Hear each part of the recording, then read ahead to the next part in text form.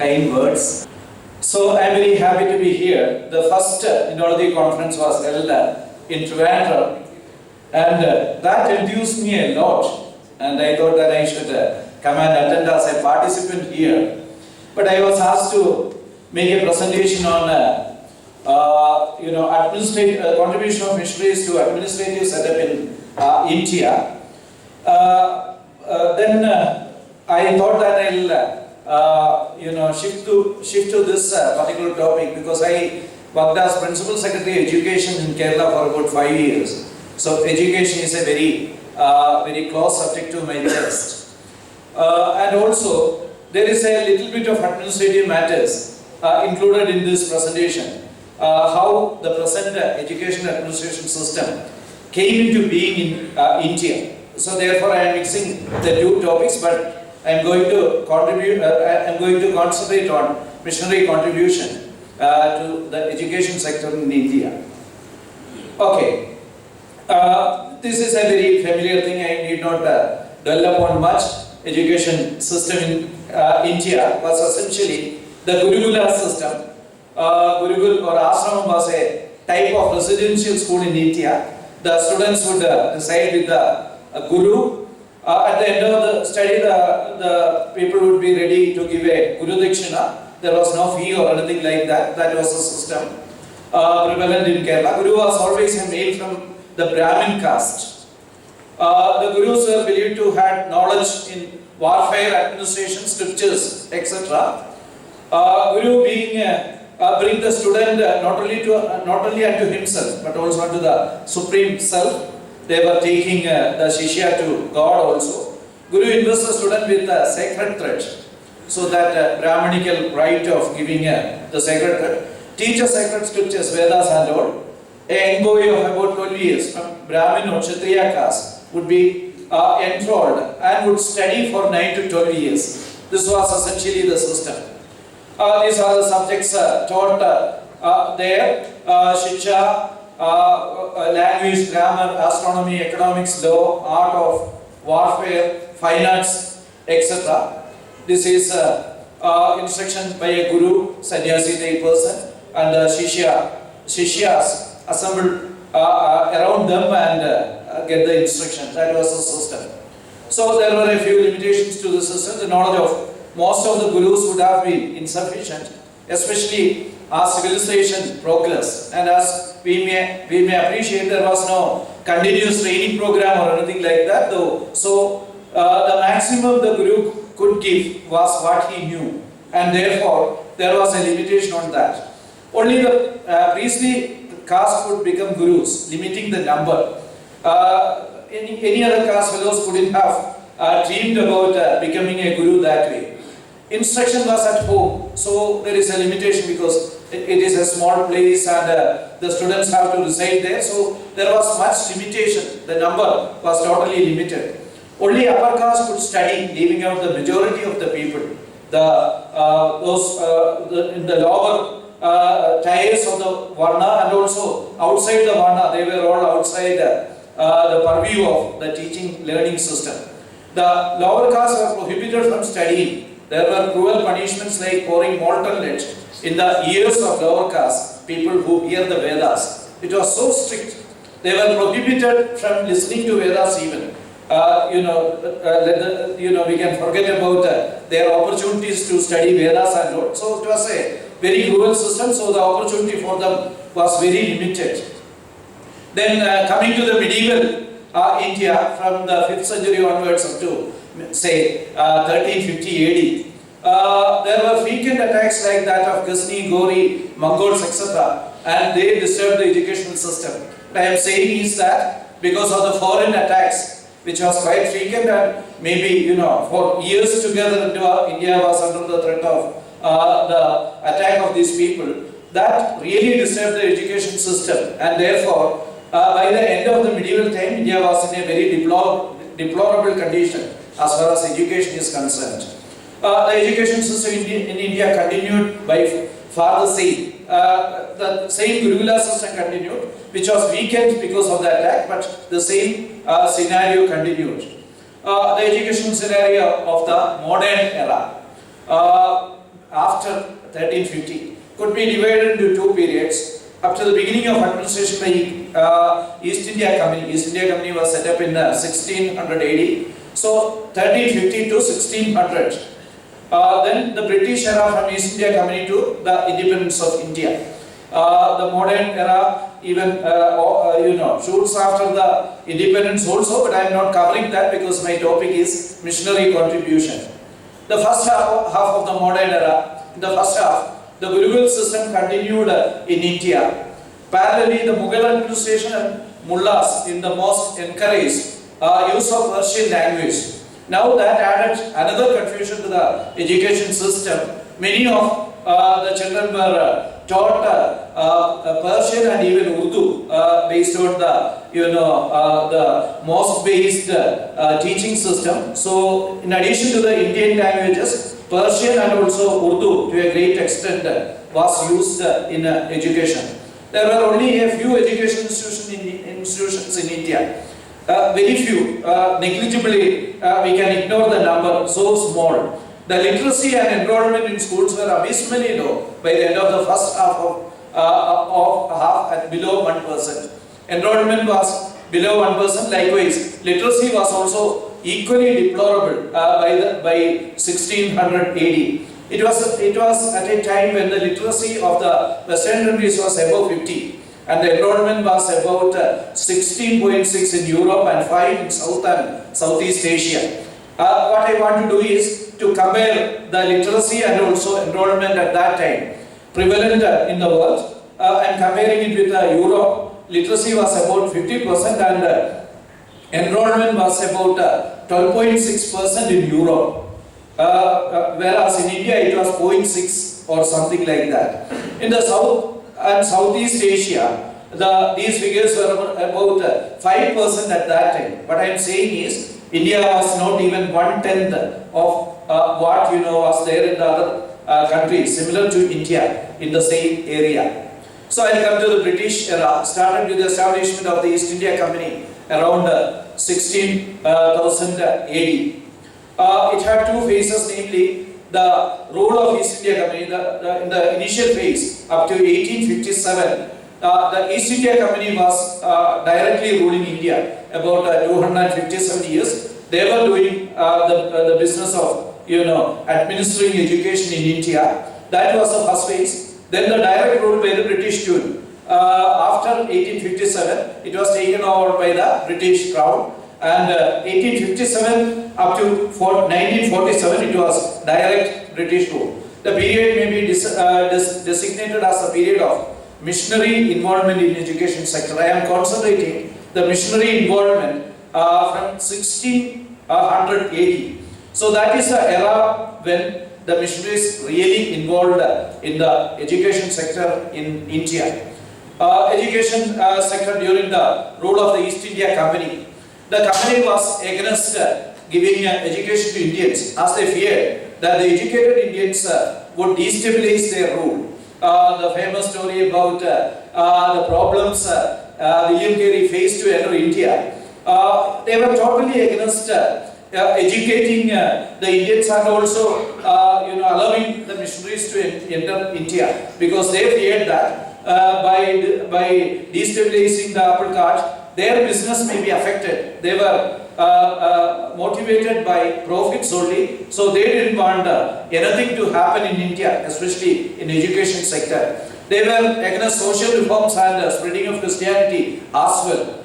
They didn't want to disturb the system in any way. They wanted to extract the pound of flesh somehow and take it to their motherland. That was their intention. They didn't want the presence of missionaries in India, fearing education and religious initiatives. They were totally apprehensive about missionaries, and they didn't want them to come in India to do educational and religious activities. Their rule also had two phases, 16,000 to 1813.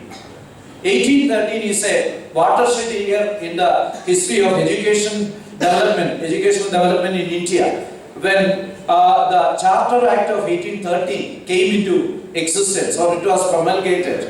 So 1600 to 1813 was a particular phase in India, And that phase, 1600 to 1813, that Charter Act 1813 was enacted in 1813. That was a watershed year in the history of educational administration in Kerala. And the second phase in their regime was 1813 to 1857, when the Queen ended their rule and started direct rule in 1858. Strategy of East India Company. East India Company discouraged the entry of missionaries to India, fearing that Indians are not competent to learn the Western streams.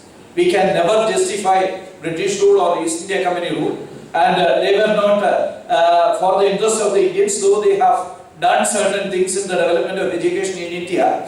So they were thinking that, they were always thinking that the Indians are not competent to learn Western streams, and they were apprehensive that the Indians may raise against the British by creation of awareness and also by learning about equality, fraternity, etc. And they were apprehensive about the fact that the Indians will become equal to them, so that the Indians may grab the job opportunities in India and such other things. And they were fearing that they may assert the British rule in India. And they were fearful that the educated Indians would upset the religious balance affecting their business. So therefore, they were totally against missionary intervention and also against educating the masses of India.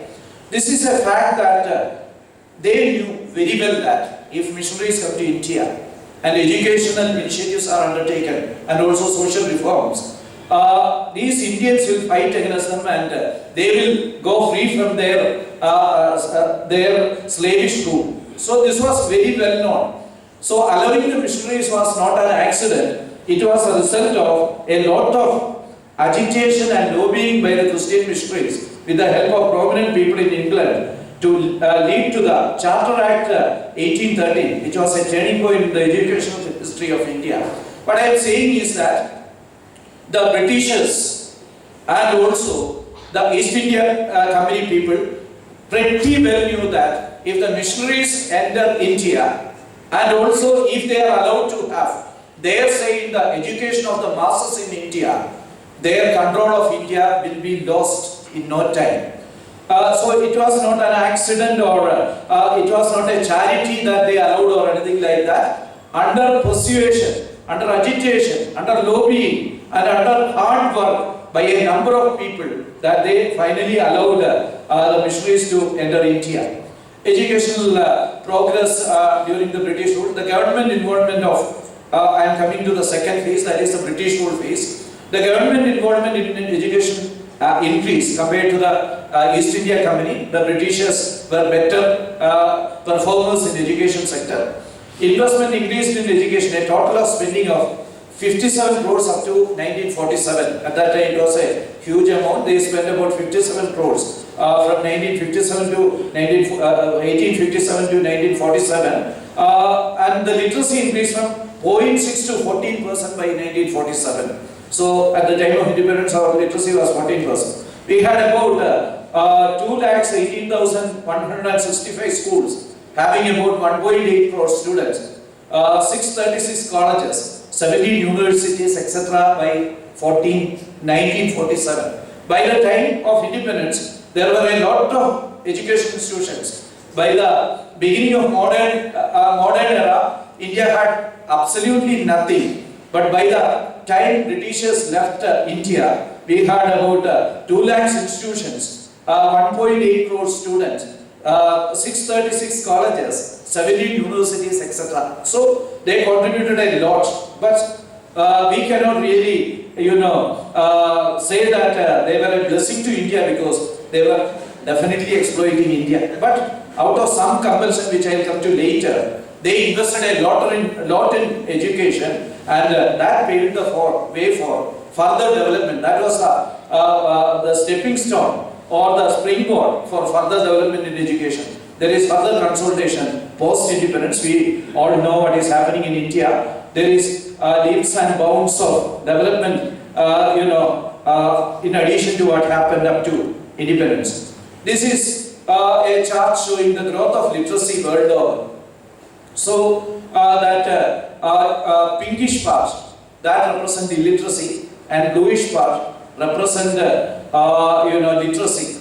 So illiteracy is coming down. Now it is below 20% world over. So there is a lot of progress. But in the beginning, the literacy around 16,000. You may not be able to read. Don't worry. It is starting with 16,000 and ending with 2014. So there is a lot of improvement in the literacy front world over, and India is also improving in this scenario.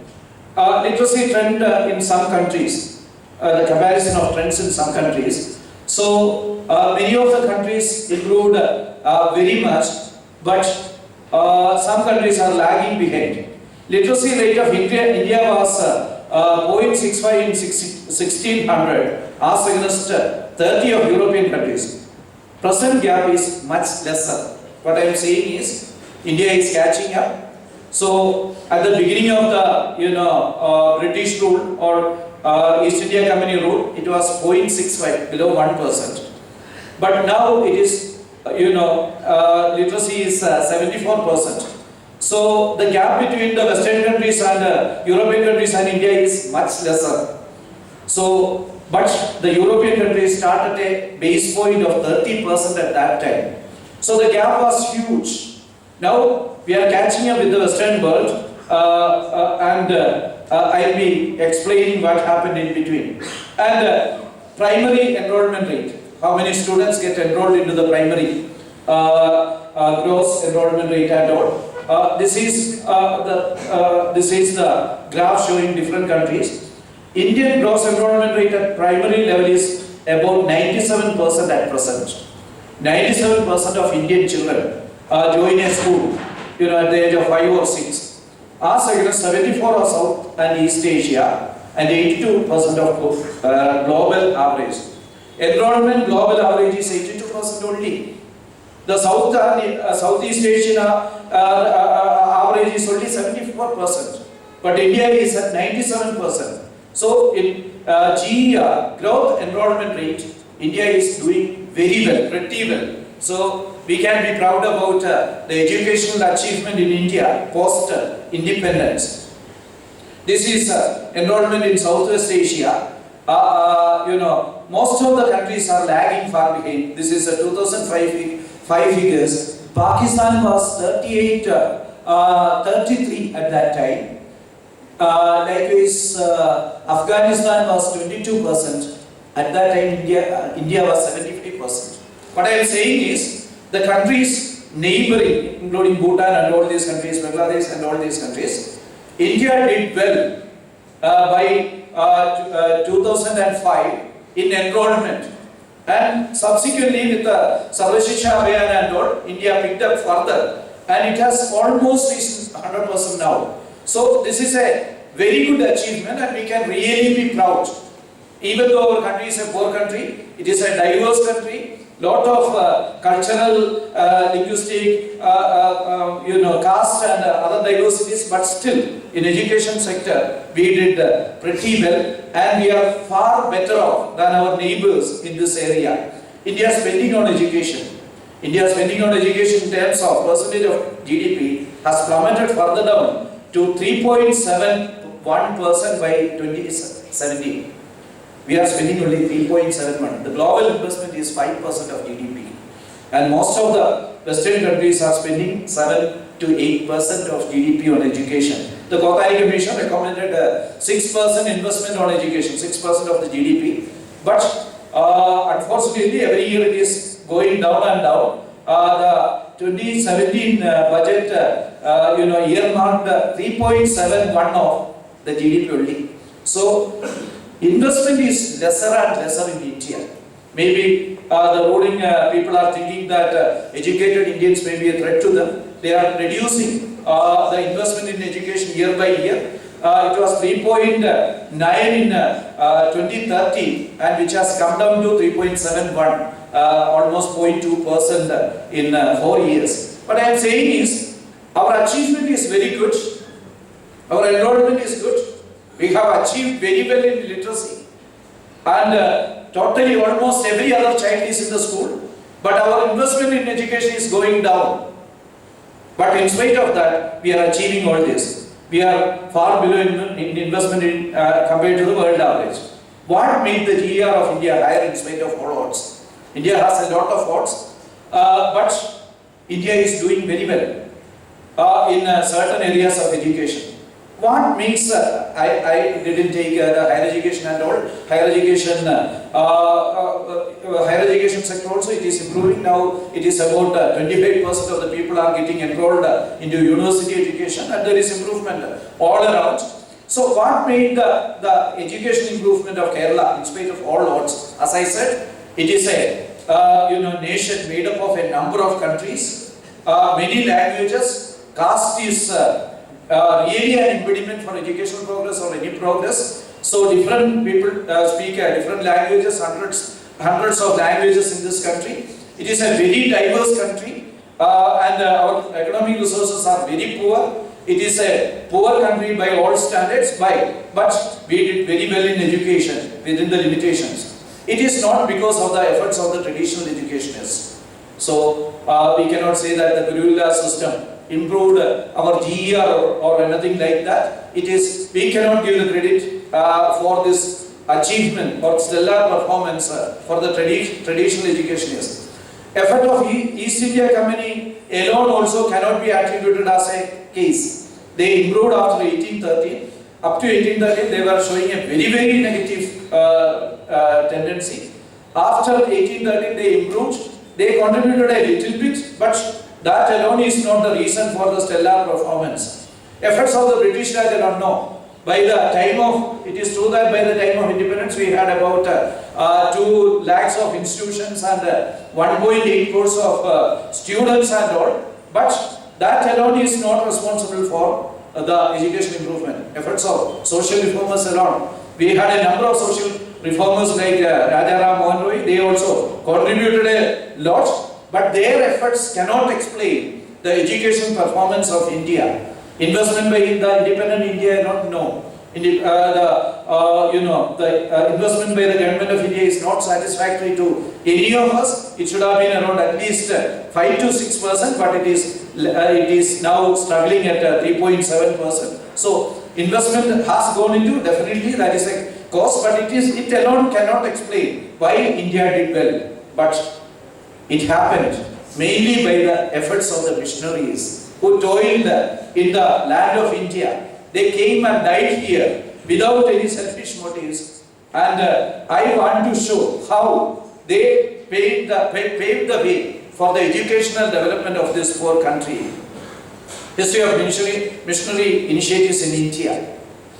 St. Thomas could be treated as a first missionary. He came in the first century itself, came to Kranganur in Kerala, but his contribution to formal education is not very well recorded, it is unknown. Though it can be presumed that he would have imparted literacy to make people understand Bible and liturgy. So definitely he would have contributed something to make the people gain reading and writing capacity. The missionary efforts to impart formal education started during the medieval age itself. So by the landing of Vasco da Gama near Kozhikode in 1498, the Portuguese reached India. So there begins the missionary contribution for the development of the education sector in India. The Catholic missionaries from Portugal reached India by 1500 AD.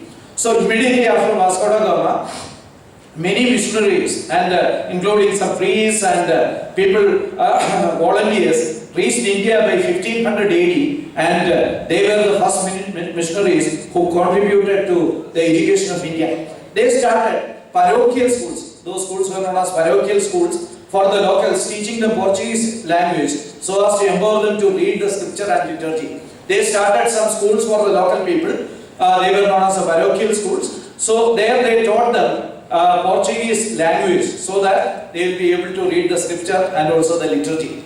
Francis Xavier reached in India in 1542 and gave the impulse to Roman Catholic mission in India and continued the efforts. That was another, the prominent missionary who came to India in 1542, and he started his activities in due force. The Catholics indigenized their mission and continued their effort even after the British gained political power.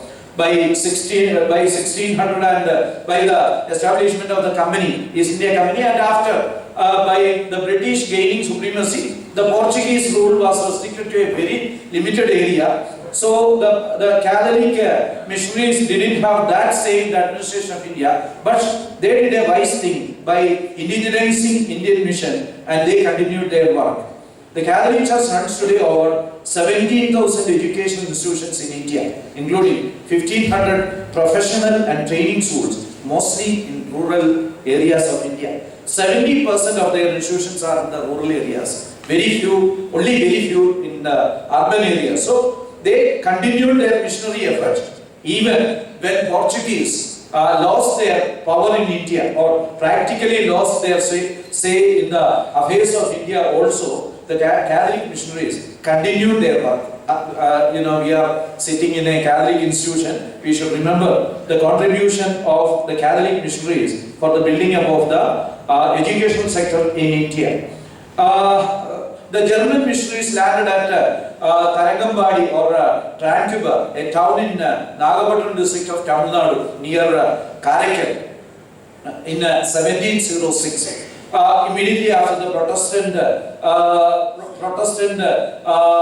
revolt and all in Germany, they landed up in India. Formation of a number of state-sponsored agencies were subsequently formed. The Society for Promoting Christian Knowledge, short form SPCK, was formed in 1690. These were all state-sponsored, government-sponsored agencies. A number of agencies were created like that. SPG, Society for Propagation of the Gospel in Foreign Parts, in 1702, Royal Danish Mission in 1780, and these were the voluntary forms of missionary activities sponsored by the states abroad. These agencies reflected the latest and most advanced ideas about education, science and technology. They not only brought literacy to India, not only brought, educated the people, the alphabets alone, they brought knowledge, modern ideas about education. Likewise, the science was brought to India and technology was brought to India. The strengthening Protestant missionary movement in India led to the dictum that, their dictum was that the proper belief required biblical understanding. They were thinking that the proper belief required biblical understanding. One should know Bible to have an overall knowledge. Then they were thinking that proper biblical understanding required literacy. To know what is written in the Bible, literacy is essential. This was the slogan of the Protestant movement in Germany. And hence universal literacy and practical education were duties incumbent in a fundamental sense upon all true believers in simple obedience. They felt that we have to impart literacy and also practical education. And they thought that it is a responsibility of every believer to impart that. And they thought that it is a matter of obedience to God. They have to educate the masses, and therefore they moved in that direction. In 1785, William Jones, with the help of Warren Hastings, established the Bengal Asiatic Society to encourage historical research. In 1792, Warren Duncan established Benares Sanskrit School, which was subsequently elevated to the university. William Carey, the Baptist missionary, reached Bengal and founded Baptist Missionary Society in 1793. I will not dwell upon it any further because there is a presentation on William Carey's contribution later. So these were some of the missionary initiatives in the education sector.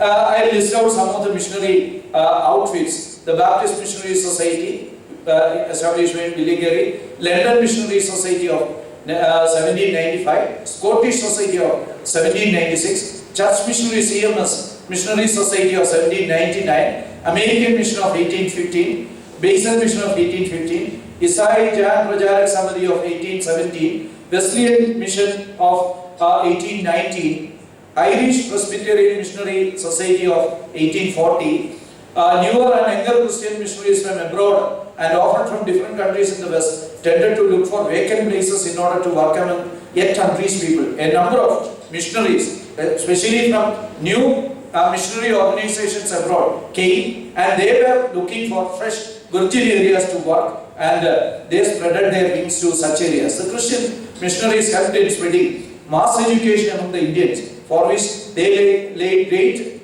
importance to the study of modern Indian languages, prepared dictionaries, wrote books on grammar, translated the Bible, thus helping in the language development.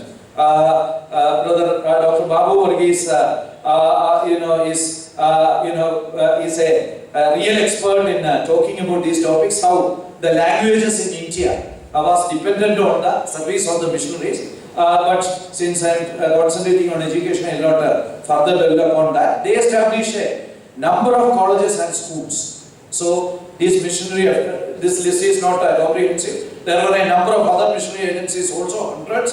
So they established a number of colleges and schools all over India. The most important missionary involvement, I will come to the most important contribution of missionaries in India. The enactment of the Charter Act of 1813 could be rated as the turning point in the history of the development of the educational sector in India. 1813 was a watershed year in the history of India. When the Charter Act was enacted, that was a very, very important historical incident in regard to India. The Charter Act 1813 could be rated as the fruit of the labor of missionaries. The Charter wouldn't have come had the missionaries not fought for that. The Charter of 1813 is the product of agitation, lobbying, influencing, advocacy, whatnot. The missionaries are solely responsible for the Charter. Charles Grant, the father of modern education in India. Charles Grant was a missionary to India. He organized the missionaries and enlisted the support of the prominent leaders of Britain, like William Wilberforce, to get the East India Company Act 1813, also known as the Charter Act. Actually, the Charter Act is officially the East India Company Act of 1813. This particular missionary, Charles Grant, sought the help of William Wilberforce. He was I will come to the details about William Wilberforce. He was a prominent politician, an independent politician, a long-time MP. He was all the more willing to support any good thing. So, with the help of Charles Grant, William Wilberforce, this missionary, led the campaign for, modifying the policy of the government. That led to the galvanization of the education sector in India, the Charter Act of 1813. So, this is the foundation for all further education developments in India. Even the modern education in India is a result of the Charter Act. And luckily in India, compared to Pakistan and other countries which were under British rule, India chose to follow the beaten path shown by the missionaries, and therefore India could achieve very well in the education sector. I'll show you a few facts about William Wilberforce. Was an English politician who was the leader of the movement to stop the slave trade. He was an MP for Yorkshire from 1784 to 1812, a long-term MP. In 1785, he became a born-again Christian. He came to the conviction, resulting in major changes to his life and lifelong concern for social reform and progress. After getting to know about Jesus Christ, he was not the same person. He was totally transformed, and his whole life was invested for social reforms. He persuaded the House of Commons to include the pro-education clauses in the Charter Act of 1813. He was a prominent fighter. He enlisted the support of many other MPs and also the social reformers of England to fight for a charter containing a number of pro-educational conditions in that. He headed the parliamentary campaign against the British slave trade also for 20 years until the passage of the Slave Trade Act in 1707. So he is the man mainly responsible for abolishing slave trade in Britain. Wilberforce died just 3 days after hearing that the passage of the Act through the Parliament was assured. So he invested his life, whole life, for the social reforms, not only in Britain, not only in other colonies, even in India. He was an indirect, active party to the Charter Act of 1813. Now we come to Charter Act. East India Company Act 1813, also known as the Charter Act, renewed the charter given to East India Company in 1793 with conditions like the British Crown had given a charter earlier in 1793 to the East India Company to do business in India. Now in 1813, they renewed the charter through an act. So it provides that the Crown to have sovereignty of India. Earlier, it was a loose situation, though the company was under the British and all. There was no sovereignty over India for the British Crown. Now they put a condition like this: the Crown to have sovereignty over India. A state fund of 1 lakh be earmarked for education. The one condition was that 1 lakh rupees should be earmarked for education in India. That was the first time the government investment was ensured for the development of education, and which is continuing up to date. Christian missionaries be allowed to come to India. Under this charter, up to that, they were putting a lot of resistance for the Christians to come to India. I talked about the resistance for the landing of Vilegari even. So now, under this charter, the missionaries were allowed to work in India. Funds be earmarked for renewal of Indian literature and promotion of science. There was a provision in the charter that Indian literature also should be strengthened. It was not, as projected by many, it was not anti-Indian. They wanted to promote Indian literature. At the same time, they wanted to improve the education system of India. So, they earmarked a renewal fund for Indian literature and also promotion of science. Science became a center stage thing, in tune with the Renaissance and Reformation and all those things, Industrial Revolution and all those things that was happening in England. Science was put on the center stage in Indian education also. It paved the way for the government and missionary involvement in education, resulting in laying foundation for the education of Indians. This gave a sure foundation for all the future to come, for the educational setup in India, whereby the government and missionary involvement was enlisted for developing education. That is continuing even now. Though the foreign missionaries may not be there, but hundreds and thousands and lakhs of Christian institutions are there in India even now. Started, by the missionaries at that time, carried over by the indigenous missionaries to the present, and they are doing a lot of service. Implementation of the charter. Initially, there was confusion about the medium of instruction. The controversy between Orientals and Occidentals hampered the progress. Some people said that the Oriental thing should be given emphasis. The East India Company was with them. They didn't want English education here. They didn't want science education here. They wanted the Indians to be taught in the Indian streams only. And very senior officers of the company was for this. So they were the Orientals. Occidentals were those who were arguing for modern education in India. They wanted science to come to India. They wanted technology to come to India. They wanted English education in India. So, but we should understand that the Occidentals pretty well knew that this will pave the way for the end of British rule in India. That's why East India Company was opposing this. Not out of any, their ill will against Indians. They knew that their days are numbered if the modern education is allowed in India. So ultimately they succumbed, knowing fully well that the Indian education system will root them out from India. The Macaulay Minutes of 1835 sorted the matter out and English education was issued. The confusion about medium instruction was cleared by the Macaulay Minutes and the subsequent initiatives. The company opened a number of schools and colleges, and the missionaries also opened a number of schools and colleges, far outnumbering those by the company. So companies established a few colleges and schools, but the missionaries all over India, established a number of schools. But I would emphasize on the role of the missionaries in establishing the foundation for future education of India. They did education, they started a lot of schools that was good, that gave the springboard for Indian development in the future. But on the policy level, they did a lot of homework for India, and that we are reaping today. The impact of the Charter Act.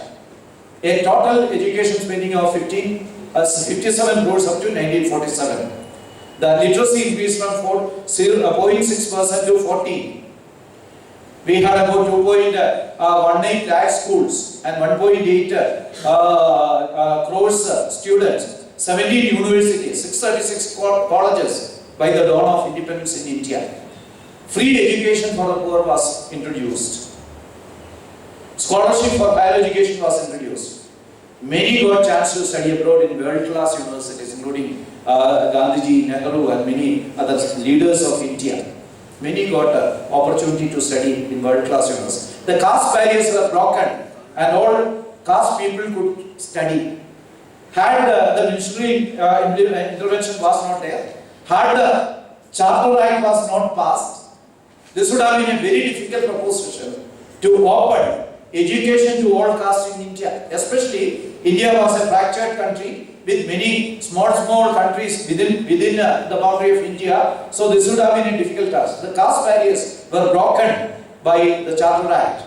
The unification of otherwise fragmented India and cracking of caste barriers was possible only because of the missionary activity and missionary mediated Charter of 1813. We may not be able to understand it in the present scenario, but the unification of India, which was fragmented, and a lot of caste and language issues were there, lot of poor people were living. The unification was brought by the Charter, and the Charter was mediated by the hard work of the missionaries. So opening of Indian education was a fruit of the labor of the missionaries in India. SC/ST enrollment improved drastically by the time of independence. Textbook making and teacher training was introduced in India for the first time by the missionaries. Textbook, the concept of textbook and also teacher training. Scripts were made for many languages. Scripts, grammar and all. Dictionaries were made. Then grammar books were made. English education was introduced, whereby national awakening leading to freedom became possible. The freedom is a result of national awakening, which was caused by English education, through which the principles of fraternity, freedom, equality, and all these came to India. So English education, which was the fruit of the labor of the missionaries, really resulted in Indian freedom. Indian languages were also taught along with English. They also got an uplift. Modern science and technology learning facilitated.